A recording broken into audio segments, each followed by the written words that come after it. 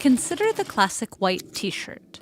Annually, we sell and buy 2 billion t-shirts globally, making it one of the most common garments in the world.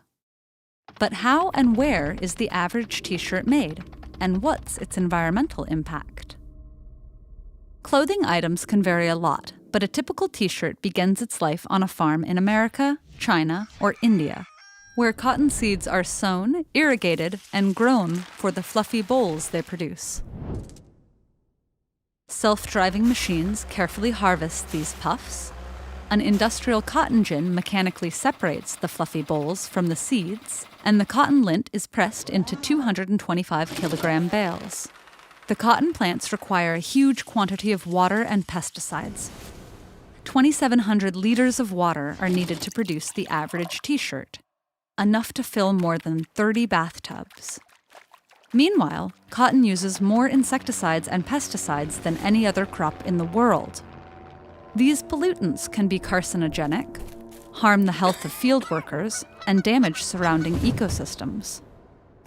Some t-shirts are made of organic cotton, grown without pesticides and insecticides, but organic cotton makes up less than 1% of the 22.7 million metric tons of cotton produced worldwide. Once the cotton bales leave the farm, textile mills ship them to a spinning facility, usually in China or India, where high-tech machines blend, card, comb, pull, stretch, and finally twist the cotton into snowy ropes of yarn called slivers. Then yarns are sent to the mill, where huge circular knitting machines weave them into sheets of rough grayish fabric, treated with heat and chemicals until they turn soft and white. Here, the fabric is dipped into commercial bleaches and azo dyes, which make up the vivid coloring in about 70% of textiles. Unfortunately, some of these contain cancer-causing cadmium, lead, chromium, and mercury.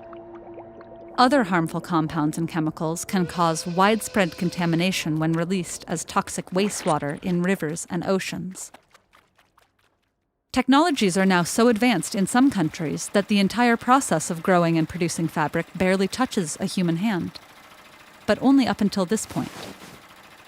After the finished cloth travels to factories, often in Bangladesh, China, India, or Turkey, human labor is still required to stitch them up into t-shirts. Intricate work that machines just can't do.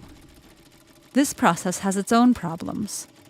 Bangladesh, for example, which has surpassed China as the world's biggest exporter of cotton t-shirts, employs 4.5 million people in the t-shirt industry, but they typically face poor conditions and low wages. After manufacture, all those t-shirts travel by ship, train, and truck to be sold in high-income countries, a process that gives cotton an enormous carbon footprint. Some countries produce their own clothing domestically, which cuts out this polluting stage. But generally, apparel production accounts for 10% of global carbon emissions. And it's escalating. Cheaper garments and the public's willingness to buy boosted global production from 1994 to 2014 by 400% to around 80 billion garments each year. Finally, in a consumer's home, the t-shirt goes through one of the most resource-intensive phases of its lifetime. In America, for instance, the average household does nearly 400 loads of laundry per year, each using about 40 gallons of water. Washing machines and dryers both use energy, with dryers requiring 5 to 6 times more than washers.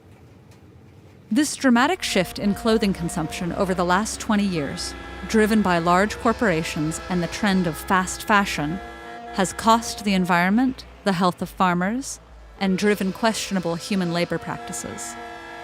It's also turned fashion into the second largest polluter in the world after oil.